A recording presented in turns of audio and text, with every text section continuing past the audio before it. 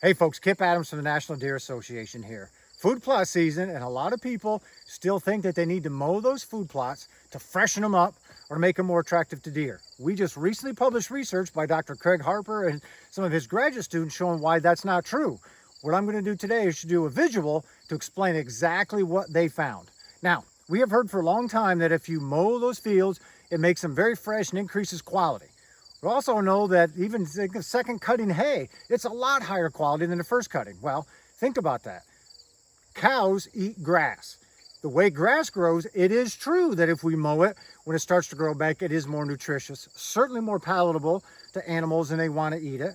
The second cutting hay comes in that because you have a lower amount of stem per leaf on that, so overall quality is higher. Now that is all very true in the livestock world. That is not true in the deer world. The reason is deer don't eat grass, or at least they don't want to eat grass. Deer would much rather eat forbs, forbaceous plants, the broadleaf plants, things like chicory, clover, jewelweed, pokeweed, etc.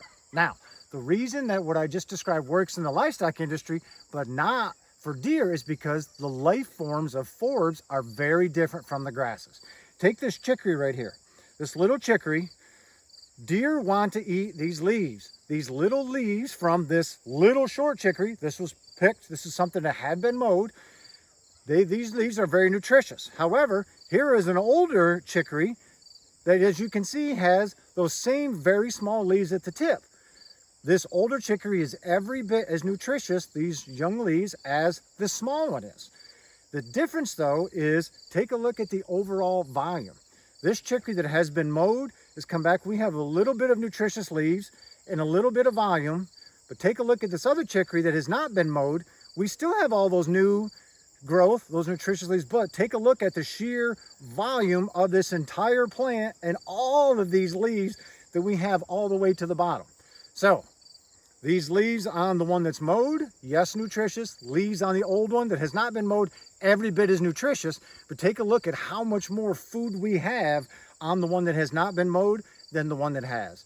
This provides better structure, provides some cover in these plots, and a lot more food, as you can see from this visualization. So if by mowing this, you think you're helping yourself, you're not making it more nutritious because it's a forb, and all you're doing is losing all of this other biomass that you could be providing for deer. So leave the bush hog in the shed, allow this stuff to grow. If it's grass, sure, now you understand why that mowing it can help, but we're not planting grass for deer. Deer aren't eating grass. So we have forbs, leave the bush hog in the shed, have all this additional food that you provide for deer, and the deer using your property will be a whole lot happier.